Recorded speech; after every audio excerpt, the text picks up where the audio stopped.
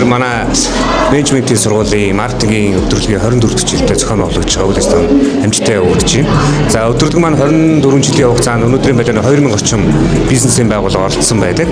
За тэгээ энэ жилийн онцлог бол оюутнууд маань илүү креатив сэтгэлгээ хийж байна. За дээрээс нь илүү дижитал байдлаар одоо компаниудыг оролцуулж байгаагаар илүү онцлог гэж бодож байна. Тэгээд одоо удахгүй 70 жилийн байгаа их менежментийн сургууль та бүгдийг хүрэлцэн ирээсэй гэж хүсэж байна.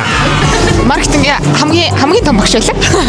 Өнөөдөр бол 2-3 хоногийн үйл ажиллагаатай маркетингийн өдрөлөг 27 дахь жилдээ зохион байгуулагдчихжээ. Ингээд яриах уу? 22 дугаар зууны контент бүтээлхүүгээр төсөөлөх боломжгүй. Найзлагтай болоорой. Боловсрогч юм болж гана гэж. Өсөлтөөнтэй, алцаантай, сонирхолтой. Их гоё болж байна. За баярлаа. Маркетингийн хөдөлмөрлөх нь болохоор ерөөсөө айгүй хөгжилтэй. Маркетингийн 4-р курсын зол жаргал. Маркетингийн өнөөдөр маргааш гэдэг өдрөлгийг зохион байгуулдаг.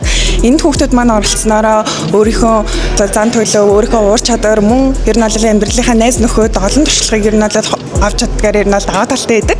Тийм учраас та бүхэн маань манай сургуулийн сонгон өөрийгөө олоод бас найзлагтай болоорой. Маркетингийн 4-р курсын төгсөг курсын оюутан ШТС-ийн менежментийн сурвалж суралцж байхдаа маш олон практик үйл ажиллагаанд оролцоод олон төслүүдээр ажиллаж сураад онлайн мэдлэгээ бас ингэж хийж туршиж үзээд энэ одоо мэдлгүүдээ хөрвүүлээд одоо диплом бичиж байгаа. Тэгээд төгсөөд илүү одоо боловсрогч юм болж гана гэж хэлдэг байна. Мэргэжлийг сонгох нэг шалтгаан тэр дундаа олон сургуулиуд маркетинг мэргэжил одоо анги бол байгаа. Тэр дундаас ШТС менежментийн сургуулийг яагаад сонгох ёстой вэ гэвэл жилдээ нэг удаа зохион байгуулдаг. Энэ маркетинг өдрөлөг бол маш тийм мэргэжлийн чинь бүр улам өөрчлөлт борлуулж бүр ингээд гал халуун тийм яг номын үзээд одоо жилийн уух юм бол маш гоё амттай шиг шүү.